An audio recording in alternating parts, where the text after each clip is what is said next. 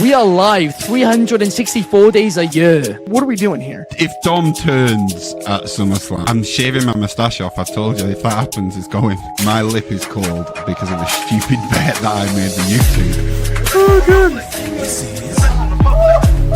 Wrestle's better than Daniel Bryan. Bryan Daniels. Better than Okada. How do you not get Sushi after Monday Night Raw? What is going on, everybody? We are back once again with another edition of Wrestling Republic's Off the Air. It's Tuesday night. I'm so fired up to be back. It's been actually a long time, I feel like, since I've hosted on a Tuesday. Happy Tuesday, everyone. February 24th, Taco Tuesday. Immediately following NXT, all of the above.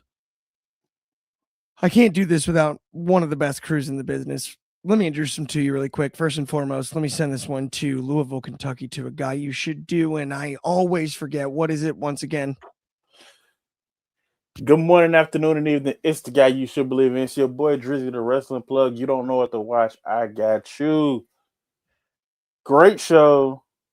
Very little complaints. A really good, kept me on the edge of my seat. Let's get into it.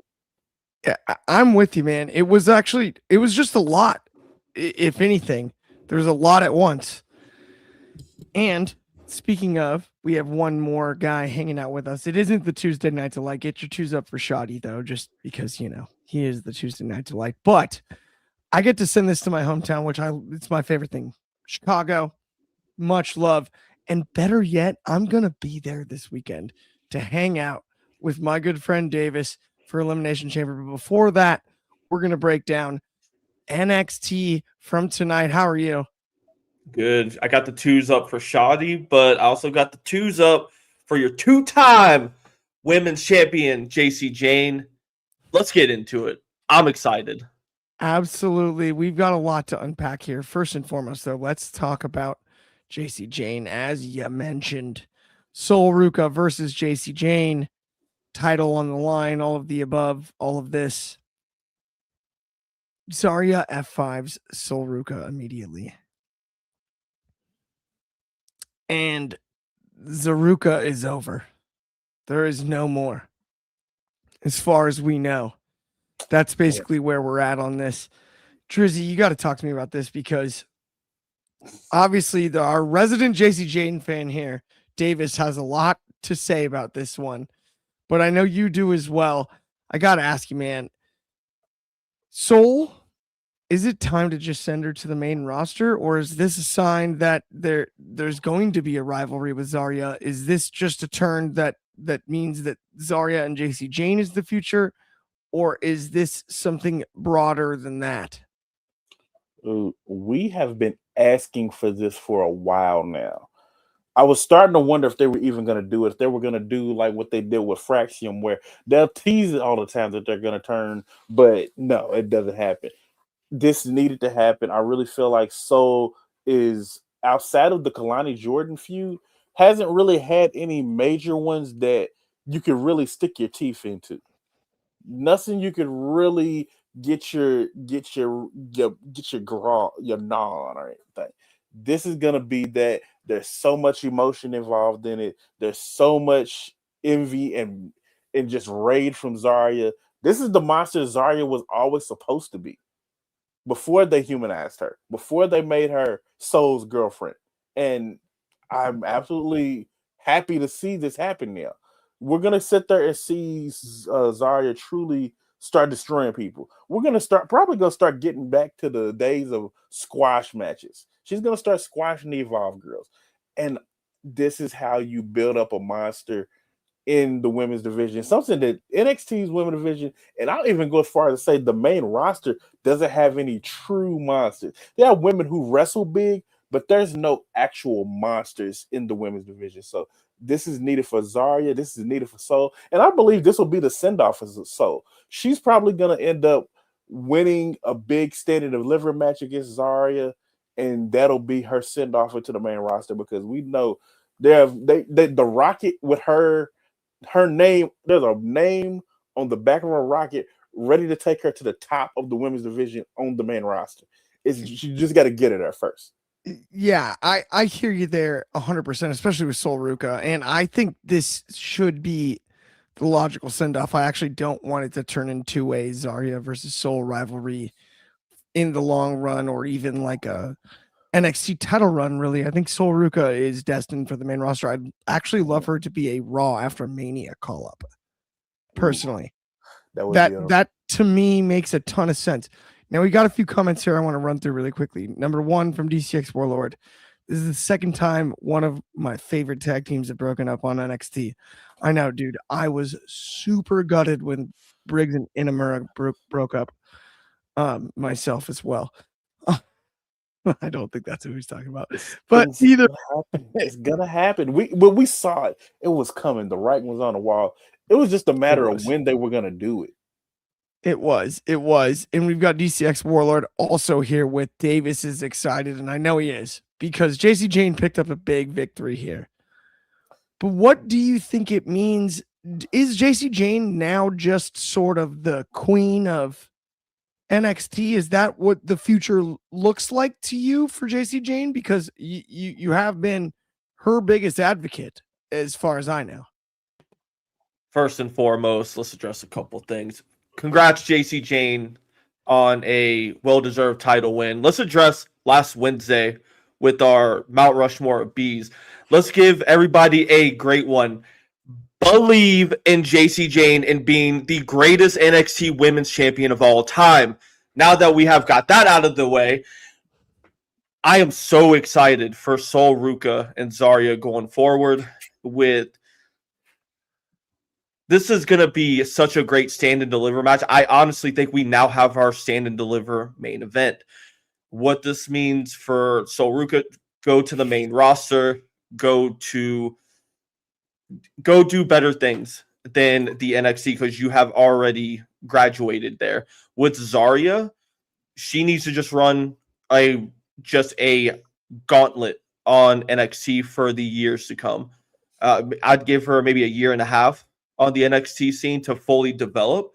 But as far as JC Jane goes, as much as I hate to say it, I stand by the next in line is Kendall. She is going to be the one to dethrone her when it does maybe stand and deliver.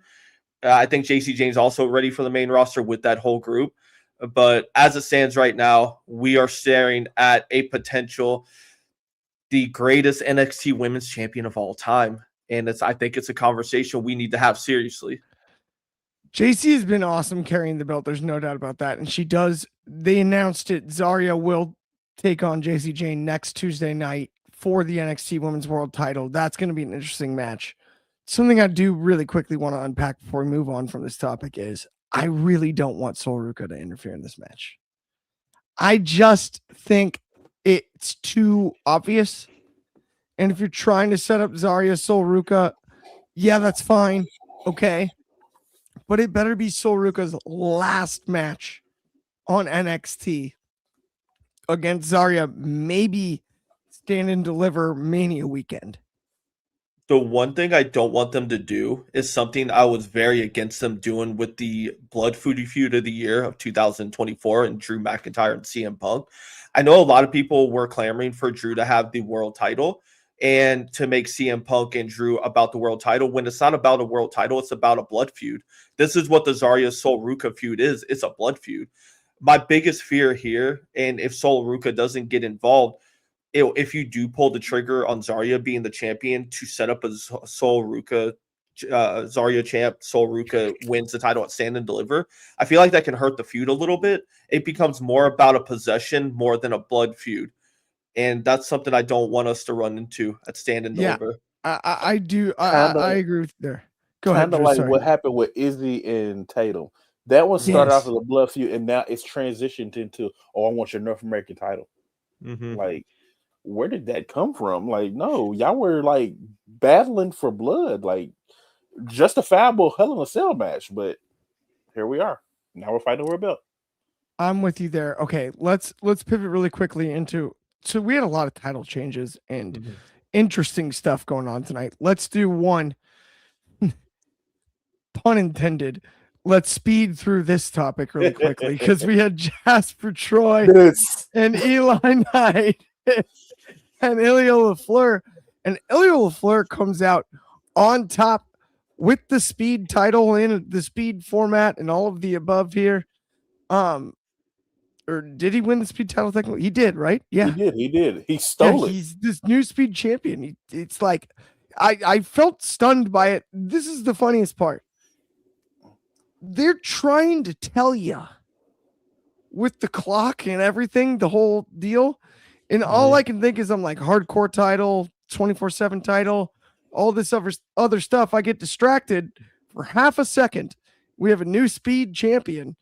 And it's like I'm as confused as I was before. But honestly, I'm going to go to you on this first, Driz, because Jasper Troy, we watched his debut. And we're like, this guy, push him. And if he was squashing guys inside of the speed time limit, I was all for it. That's not what this became. I'm only happy about this result because I think Jasper Troy deserves better. I think he needs to be inserted into a more important position on the card myself. That's the only thing I'm cool about when it comes to this. But man, was this goofy, don't you think? I don't think it was goofy. I think it did the job it needed to do. And after last week, that draw between Eli and LaFleur, they had to put them both in this match. And even in this match, it was still so exciting with them. Styles make fights.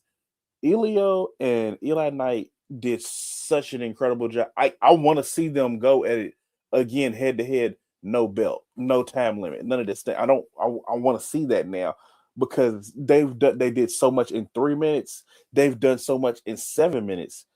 Eventually, like, no, we need to get rid of the time limit and just let these two go all out.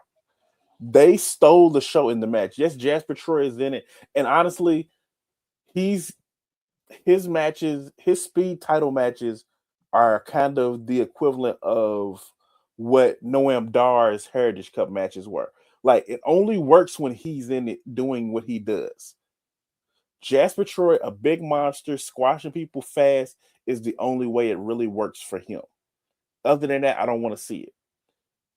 So now we've got it on Ilya LaFleur. Definitely start running the matches with these smaller high flyer guys. Like this title could almost become like NXT's version of the X Division title. Yeah. Like the people that truly flourish in it are those guys who wrestle that same style. Okay, as weird as this sounds, I think you're onto something. I think this is going to sound stupid because it's counterintuitive to what the title represents. They need more time. Like the fact that it's only 5 minutes. If it was 10 minutes, I think it's 3 minutes actually. Or 3 minutes, yeah. Sorry, it's not even 5. If it was 10 minutes, right, and like it's going to be a faster paced match. That's how you get to the X Division lexicon, right? Like it's guaranteed to be a fast paced match, or it's going to be a draw. Yep. You know what I mean? So everybody's got to go quicker. And stylistically, right, then you can avoid. And it's funny because our very own Ben Allison put out the Cruiserweight Classic type video. I would love that. You want to do, forget the weight limit. Don't just make it cruiserweights. Now got weight limits. Just 10 limits. See, DCX 25 is too many. Hear me out on this. 10 minutes, right? Or it's a draw. No weight limit because you can have Jasper Troy squash guys in 3 minutes. Yep. To prove a point. You can have your faster, more lucha style AAA even performers come in and wrestle in that format. I think 10 minutes would make a lot more sense. 3 is Twitter. 3 is for the internet. And that's what it feels like when we have these matches. Davis, before we talk about the other speed match, because let's just get these two out of the way. Do you have any thoughts on that? Like Jasper Troy, I thought deserved a little bit better than this. With his run having it, he should have been more dominant in my eyes. I actually think it's a blessing in disguise that the title's off of him, though. I go back to that original sentiment that I made earlier. 100%. Yeah, Jasper Troy needs to be in just a different, he needs to be up more. I think we need to explore the North American title scene. Maybe not in the, obviously not, we'll talk about that a little bit later, but in the probably the next 4 to 6 months, he needs to be in there. With this speed title, though, I think we need to convert it to either a cruiserweight championship or like just some other title to not have a time limit.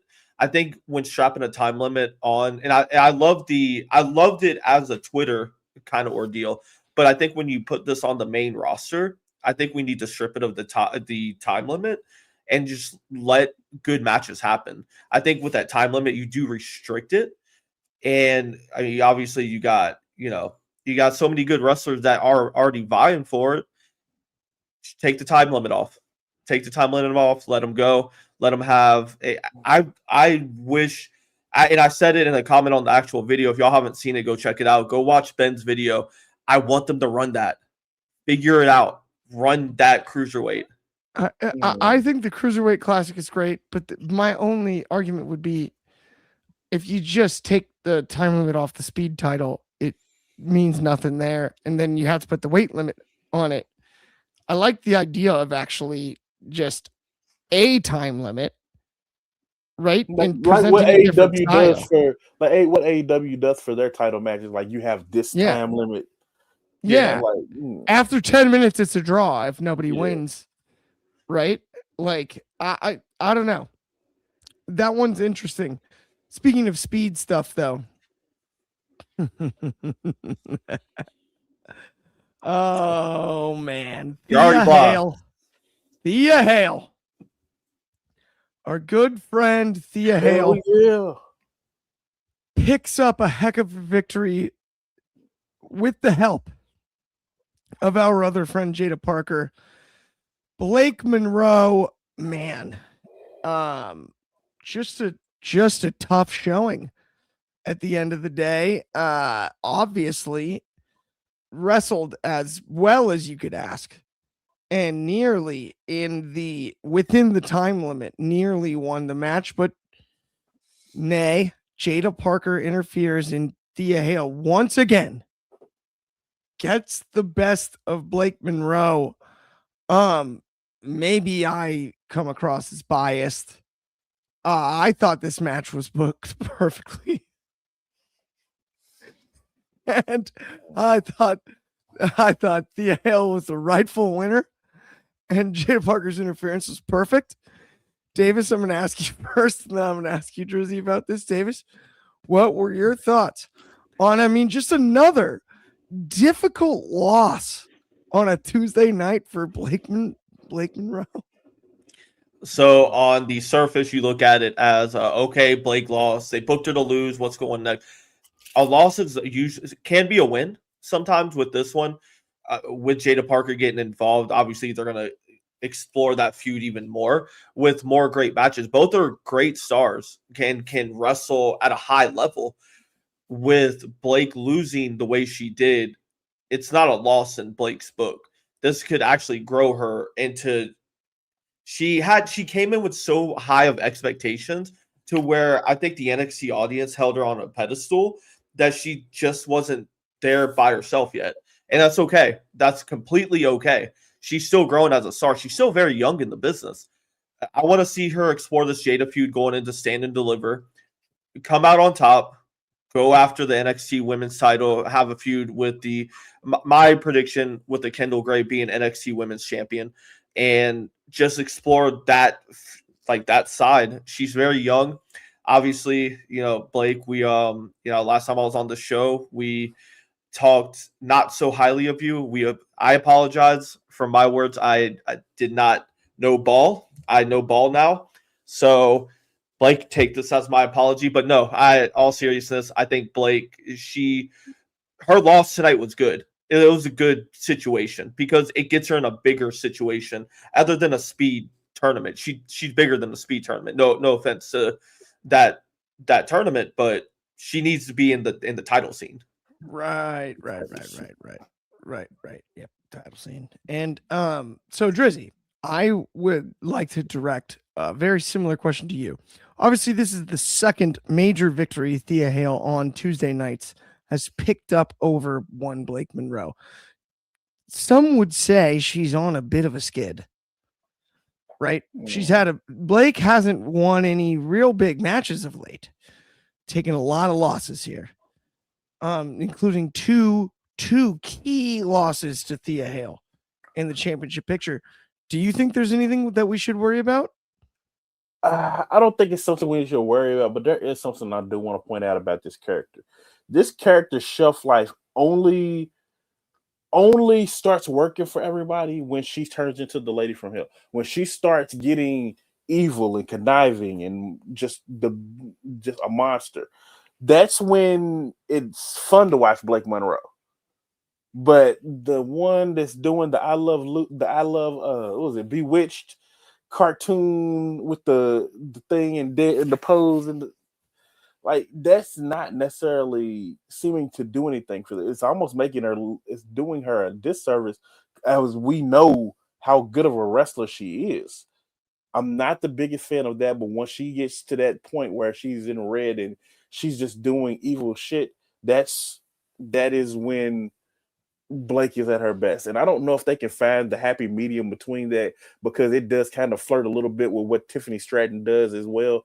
But they're going to have to figure something out character-wise with that. Or I feel like it's just going to always make her look goofier than what she really is.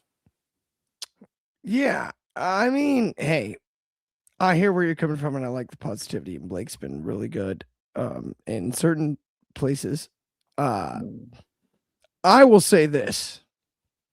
On behalf of me and both Shad, I don't think we meant any harm, but I'm not sorry at all. No, not even one bit. 78 overall. Isn't that the median rating that you're getting in 2K? Come on. Mediocre. All of a sudden that's upsetting. My bad. Sorry. I didn't mean to be so offensive. Whoops. Did I misspeak? Sorry. Thanks a lot. Thank you very little. Go Thea Hale. That's all I have to say about that. Let's keep it rocking and rolling though on this show. Let's talk about the tag team titles, because Dark State carried them for not very long. The Vanity Project, another group of fellows who, yes, now with the help of Tony D'Angelo, the one guy who used to lead a group and no longer is even in one, inserts himself into a tag team match. And via Tony D, Vanity Project is our new tag team champs. Driz, I gotta ask you, man, what is going on with that? But the match was good, right?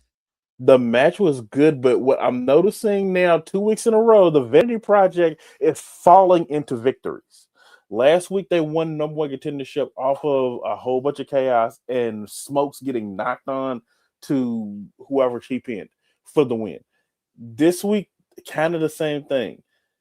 I don't want to make this a thing. If Vanity Project is as good as everybody is thinking they are, they're going to have to start winning some matches straight up, and opposed to doing things on accident and just falling into a pit. Because I will say this, those boys take an ass whooping so well. They do such a good job selling. I do not know what the shelf life is for this, but all three of them have a very bright future. Very good match. I have no complaints about the match at all, other than how they're winning. But we definitely got to get to a point where they're either just going to be sneaky and win, but we can't do any more of these. Oh, I got hit in the head with something. I fell into a pit. That's 2 weeks in a row. What I love about it is like the only thing that it made me like laugh about it is like they're supposed to be frat guys, right? Yep. And it's like where's the keg? Like no, but it's like they black out and they look over and they wake up and they're like, oh wait, the night wasn't that bad. Is all I can think. That's like what they keep doing for the finish of these matches. It's like they wake up from like a long night of partying. A hangover win. Like, I won. Boom. Oh, it wasn't that bad. Like, I'm not arrested. No, but I'm with you. Like for Dark State, I feel bad. I think Dion Lennox obviously needs to be able to branch out on his own. And I think taking the tag team titles off of them now makes sense. Right? Like we could have maybe pushed this a skosh longer, but not that Vanity Project was like the most deserved. Obviously, I mean, I dug the segment later in the night, and we'll get to that in a minute. But Davis, in their defense, there's not a lot of tag teams in that division. There aren't. And Davis, I want to ask you about what are your thoughts on Vanity Project, new tag team champions, and defeating Dark State? I love Vanity Project. I've been so high on them for even before they even just came into the main roster, the NXT main roster. But yeah, so they have a bright future. They remind me, and we're all unks here, they remind me of a very, very young Billy and Chuck. For some reason, that's the vibe I get.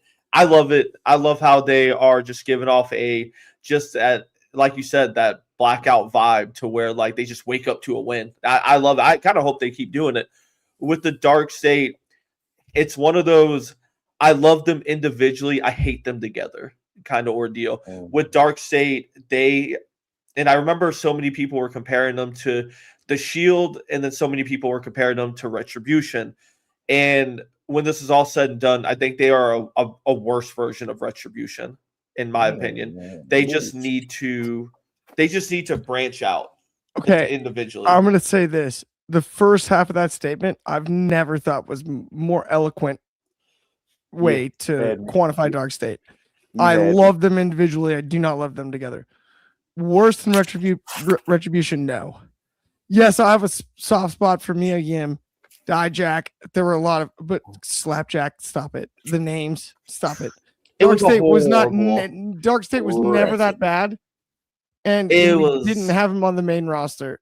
It was horrible. Retribution was worse than Dark State. Put Retribution, give them a full run with a crowd. No, that's the worst. Retribution was awful. You know what? I don't think Retribution would have worked if they had a crowd, because so much of the allure was being able to do things that would be too dangerous when you do have a crowd. Like when they busted in the ring in the building, beat up everybody, and then cut the ropes with a chainsaw. Like that was cool as hell. He got Nexus over pretty good back in the day. Yeah, I think Nexus was able to beat people up and do that, but then lost to John Cena 7-1. Crazy. No, stop it. Okay. Days. So wait a minute. Let's stick on the subject for a minute, but let's talk about how Vanity Project celebrates with their new friend. Speaking of older friends, Rick Saints apparently is their buddy. And not only did they hang out for the majority of the night, but then they have an encounter with Hank and Tank, as well as Shiloh Hill. And here's the thing about Hank and Tank. Shiloh Hill talked them into taking the steering wheel off of a car. And that's the great news about Hank and Tank, is they're capable of doing things of that nature. Who is the adult there? Who is the adult? No adults in the room.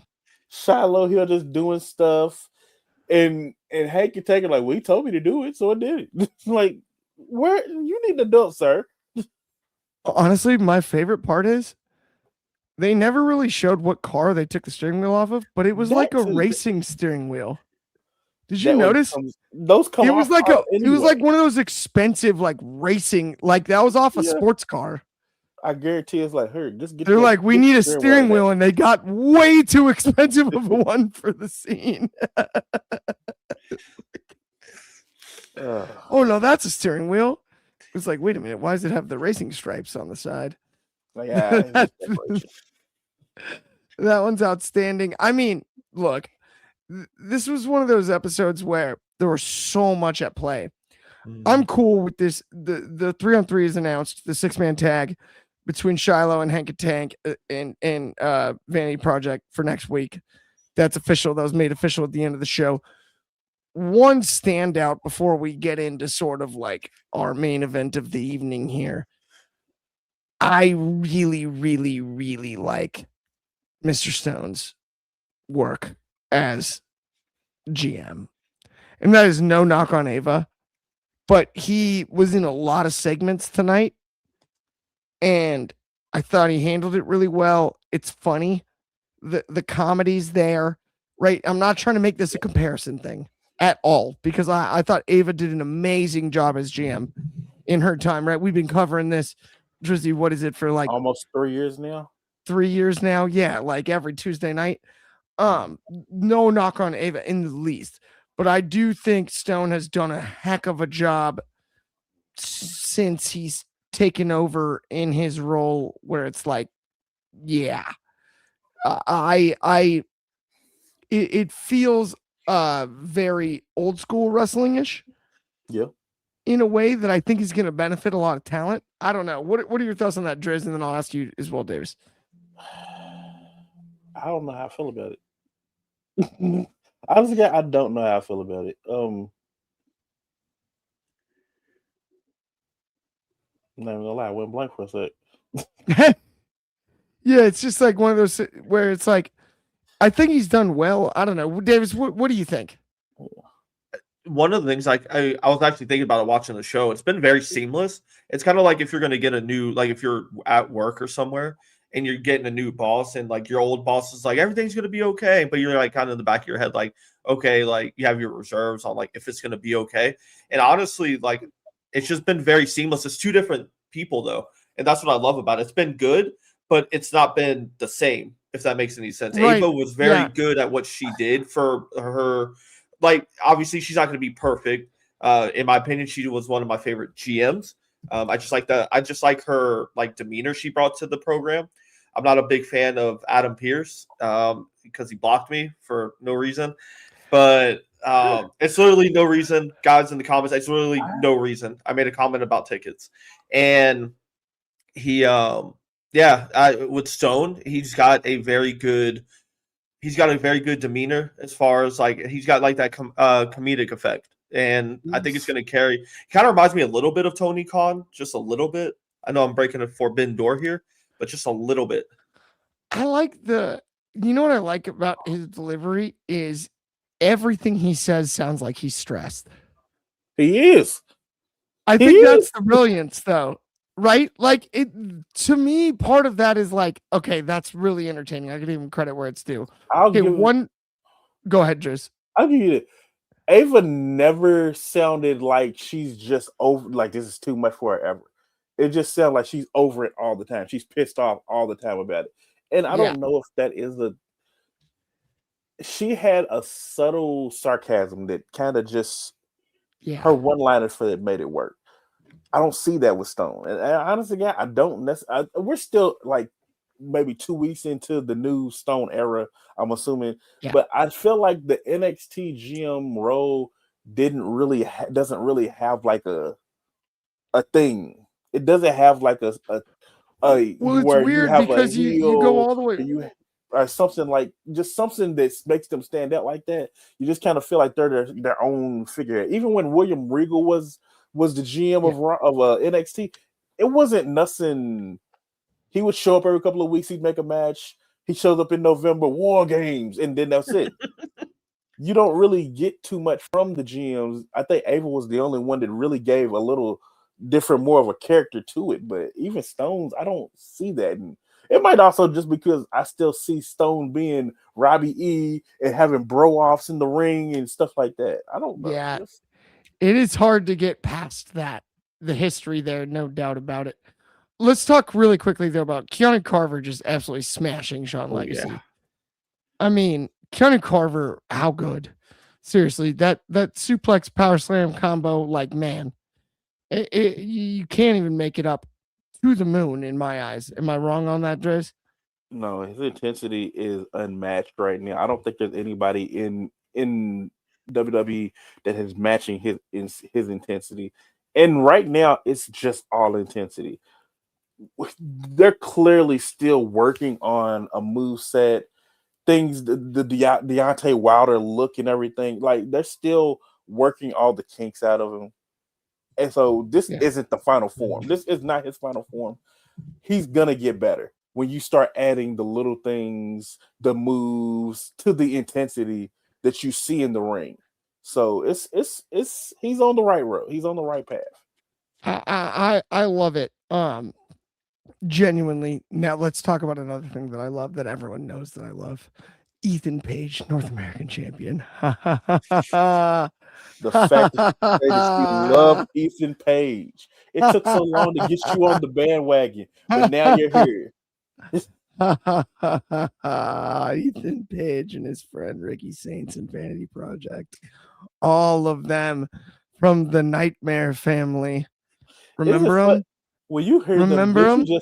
don't you just like when you see them all together joking and laughing and stuff, doesn't it just like take you to days of confusion? You hear no more Mr. Nice Guy. Like, don't you just see that they're just like standing there giggling and paddling freshmen and stuff? Like, it makes me so happy. And then Miles Bourne goes out there and he gets the job done. Mm-hmm. Takes an ego's edge on the announce table. Can't hear the haters.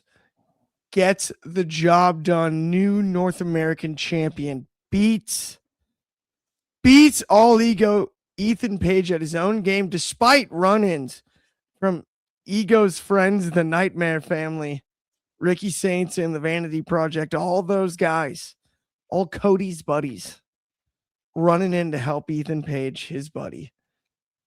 Wasn't enough. Nope. Because Joe Hendry showed up and said, "Not so fast, my friend," in the words of Lee Corso, and made sure that Miles Bourne walked out the rightful North American champ. Davis, obviously, the right man won. How do you feel about it? I feel great. I think from Miles Bourne, this is such an amazing opportunity to go into a WrestleMania weekend as a champion, especially just how big of an event Stand and Deliver has become. I love the match itself. I think it was chaotic. It was shades of a baby WrestleMania 40, just with everybody getting involved one by one. And it was amazing. I love the match. I love that it got the right time limit, the big fight feel. Everything was just brought so good to the table. To lead next, Miles Bourne, obviously, he's going to run with the championship for a little bit. Give him his title. Let him run a little gauntlet, get some challengers, get some wins under his belt. It's going to be amazing. With Ethan Page,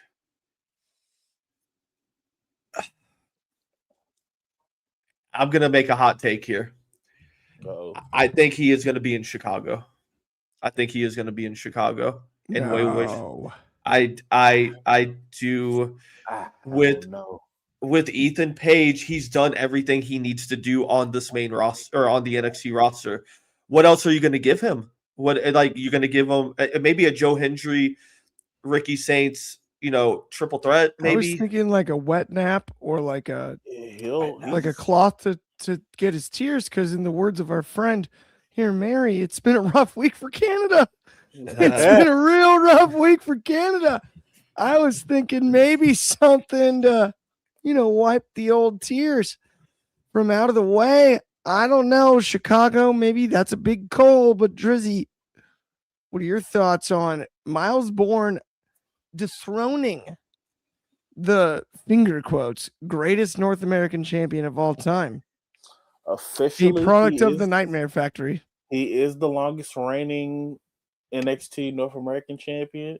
He is the most title defenses, so he owns it. We have no complaints. He owns that moniker at the moment, but I don't think he's going to the main roster just yet, just because he has been such an integral part of the men's division, holding that North American title as long as he is. He's been the journeyman for that men's division, and I think he'll probably go, just because you need those big names in NXT. I think he's still going to spend a little bit more time in NXT and go after the NXT championship. I don't think that it'll be another long run. He's like, because as David said, he's done everything you can do in a very short amount of time. Like he's been in NXT. He won the title 2 months in. He Like did. He's accomplished almost everything you can in NXT. Like, I mean, he could go after the tag titles. I doubt he'd want to, but what's I really think just to interesting keep here, a big name, you're gonna have to keep a big name around. And you're gonna need a big heel, and he fits a big heel. we got a couple comments I want to show really quick. Fernando Zayas, friend of the show, the man, the myth, the legend himself with Buenos Noches, WR crew. I'm late. Apology accepted. You're totally cool. But then this was maybe the comment of the year. Congratulations, Storm. If you know, you know. On Blake Monroe. He's got to stay for a little while longer. That's in reference to Ethan Page. NXT needs Ethan Page right now. Here's where I find it interesting. Ethan Page and Sean Spears came in around the same time. You've had the culling. You've had Ethan Page team with numerous people. You've had Ethan Page's situation has changed more often than the Sean Spears direction did. Yes, he's been much more effective. That's why I'm a little bit afraid they are going to pull the trigger on the main roster thing. I don't think it'll be as soon as Davis just said in Chicago. No, I disagree with that. Sorry, Davis. But like at the end of the day, I do think actually his direction as far as the main roster is concerned is he's going to be a plug and play. And that's how they view him now anyway. And I don't mean that negatively. Please don't say I'm, because obviously I can get pigeonholed here when it comes to the way I've discussed other superstars on the NXT roster. But my point about Ethan Page is I think that's actually maybe even where he's most effective. And so a scenario as Davis presented earlier, where he interferes in a match on behalf of somebody, he inserts himself into something, he makes an appearance out of nowhere on the main roster. I think that's where his future and effectiveness lies in general. I think that's how you use Ethan Page the best in the long run. And that I don't think that disqualifies him from coming back to NXT and having a run again or doing anything like that, right? I could see Ethan Page sort of having like a floating badge to do multiple different things, just the way he's already done so within AAA. He's probably gonna Chelsea. He's gonna have that same badge that Chelsea and Lola have, because like I said, he's been, like y'all said, he's been a household name in NXT, AAA, all of them. He truly has been Mr. NXT. At least for the last year. He has that. They did that award already, but he definitely could fight for that, being Mr. NXT. I think so too. I actually think if anybody deserves it too, truthfully, I would say Ethan Page as the face of NXT makes a ton of sense to me. It makes a lot of sense.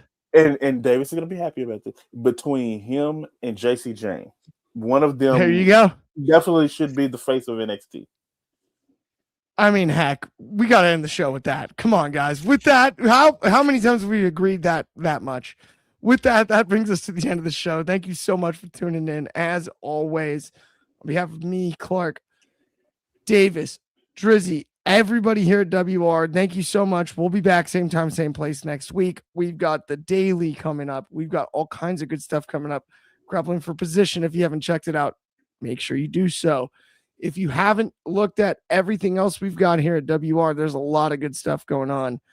Check it out. Ben's dropping new things every single day. We'll talk to you soon, though. I don't do the peace thing. No, that's not me.